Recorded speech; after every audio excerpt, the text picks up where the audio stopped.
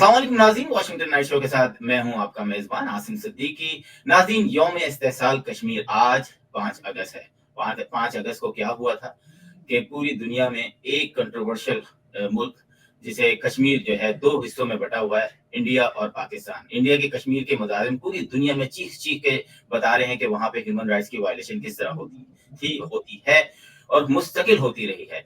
हमारे साथ मोहम्मद दानियाल साहब हैं, कराची से हमें ज्वाइन किया है। तो आज हम उनसे पूछेंगे कि पाकिस्तान के अंदर, हम तो अमेरिका में रहते हैं, यहाँ पे देखा कि हमने कि पिछली गवर्नमेंट के कुछ लोगों ने, हमें ऐसा लगा कि कश्मीर के हवाले से कुछ सेटलमेंट की है, जिसके बाद 2019 के बाद हमने कुछ इस तरह नहीं देख पा रहे थे कि पाकिस्तान वाकई ही कुछ प्रोटेस्ट कर रहा है। लेकिन अब जैसे ही वो गवर्नमेंट गई है, उसके बाद हमने देखा कि कश्मीर का मुद्दा जो है वो फिर उठ के पूरी दुनिया में चीख-चीख के ये बातें कर रहा है कि कश्मीर के लोगों को इंसाफ दो। दानियल साहब, आपको बहुत-बहुत शुक्रिया हमारे साथ शो में आने के लिए। अस्सलाम वालेकुम जी, thank you for having me on the show. Daniyal साहब, ये क्या है कि कश्मीर कहीं ठंडा पड़ जाता है, फिर कहीं कहते हैं जी आप आधा घंटा 1 घंटा एक पैर पे खड़े हों, फिर कहीं पर फिर हमें नजर आता है कि कश्मीर की आवाज जो है वो मुख्तलिफ ऐवानों में, दुनिया के मुख्तलिफ ऐवानों में फिर उठ रही है। और आज यौम इस्तेसाल कश्मीर है, 5 अगस्त है।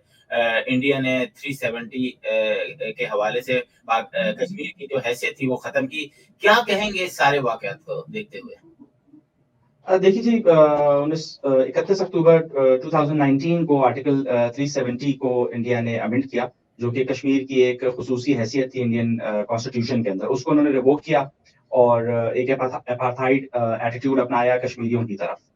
अब उस वक्त जो पाकिस्तान के अंदर, जैसा आपने भी सवाल किया कि जी पाकिस्तान के अंदर क्यों उसके ऊपर सही तरीके से आवाज नहीं उठाई थी, तो उस वक्त जो गवर्नमेंट थी वो अनफॉर्चुनेटली गवर्नमेंट जो है वो इमरान खान साहब की थी, पीटीआई की थी। उन्होंने जो है कश्मीर के ऊपर किसी भी फोरम के ऊपर सही तरीके से कोई आवाज ही नहीं उठाई।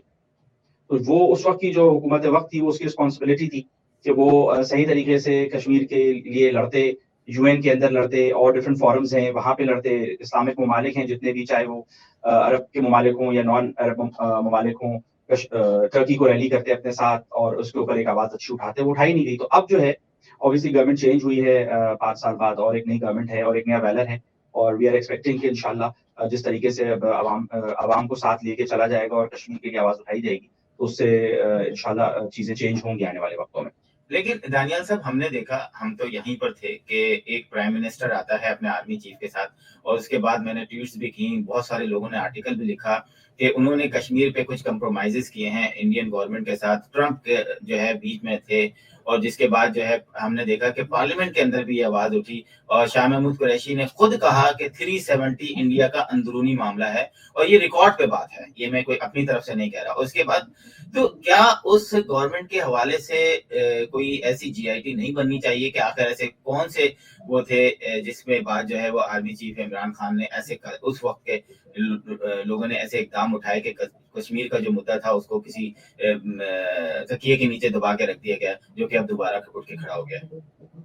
देखिए जी, आपके सवाल के अंदर 2 चीजें मैं देखता हूँ कि एक तो आपने ये कहा कि जी प्राइम मिनिस्टर और आर्मी चीफ गए और उसके बाद जो है कश्मीर का जो है आर्टिकल 370 इंडिया ने रिवोक कर दिया। बात ये है कि पॉलिटिकल ओनरशिप होती है। इस वक्त भी पाकिस्तान के अंदर एक पॉलिटिकल गवर्नमेंट मौजूद है, और 2019 में भी एक पॉलिटिकल गवर्नमेंट मौजूद थी, और जो कि खुद इमरान खान मुतअद्दिद टीवी इंटरव्यूज में और प्रेस रिलीजेस में क्लेम कर चुके हैं कि जी was all powerful and he would have resigned अगर उनके ऊपर कोई भी कहीं से भी एस्टेब्लिशमेंट से या कहीं और से कोई प्रेशर आता है या कोई इंटरनेशनल प्रेशर आता है, तो he would rather resign than he would continue his office. तो हम ये बात कैसे कह सकते हैं कि इसके अंदर कहीं और से उनको कोई डिक्टेशन दिया गया था? वो उनका खुद का डिसीजन था। शाह महमूद कुरैशी साहब को भी आपने कोट किया, राइटली सो, कि शाह महमूद कुरैशी ने खुद कहा कि जी ये आर्टिकल 370 जो है वो इंडिया का अंदरूनी मामला है। आर्टिकल 370 इंडिया का अंदरूनी मामला हो नहीं सकता। कश्मीर एक डिस्प्यूटेड एरिया है जिसके अंदर प्लेबिसाइड होना था, और उसके बाद उसके ऊपर हम और इंडिया 3 जंगें लड़ चुके हैं। कश्मीरी अवाम की जो एस्पिरेशंस हैं, उसके बाद वो खुद एक इंडिजिनस मूवमेंट चला रहे हैं जिसमें लाखों लोग अब तक जामे शहादत नोश कर चुके हैं। उनको हम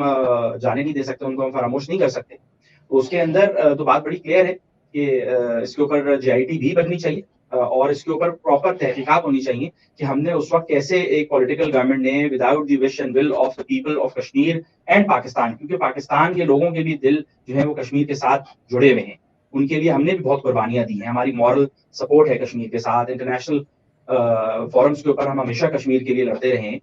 तो उसके अंदर हमें भी उसके सेटबैक मिला है, और एक नेगेटिव चीज है, उसके ऊपर जरूर एक जीआईटी बननी चाहिए, और इसके अंदर तहकीक होनी चाहिए कि किस बेसिस के ऊपर उस वक्त क्या कॉन्स्पिरेसी थी और क्यों कश्मीर के ऊपर कोई आवाज सही से नहीं उठाई गई।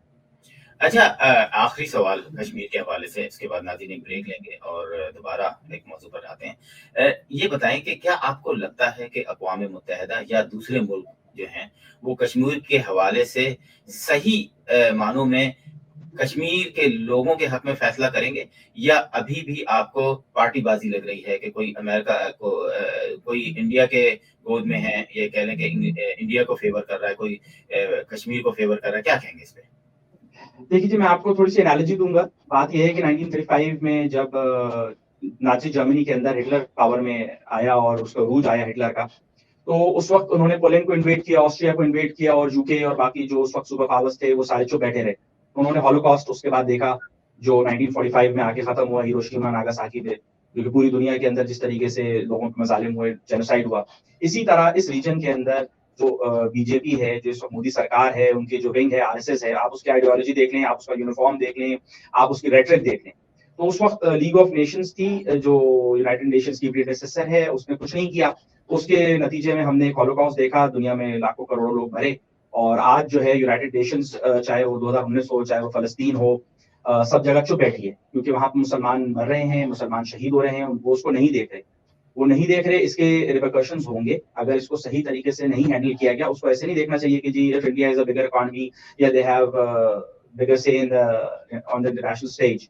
उनको ये देखना चाहिए कि एक इंसानी जान जो है बेइंतहा कीमती है, लोगों का इस्तेसाल हो रहा है, सिचुएशन बहुत ग्रिम है, वहाँ पे टोटल मीडिया का ब्लैकआउट है, social media is not available to the Kashmiris. हमें नहीं पता कि कश्मीर के अंदर एट्रोसिटीज़ का क्या लेवल है। तो वहाँ पे इस तरीके से अगर चलेगा तो ये बिल्कुल वैसे ही है जैसा 1939 में वर्ल्ड वॉर 2 के वक़्त था।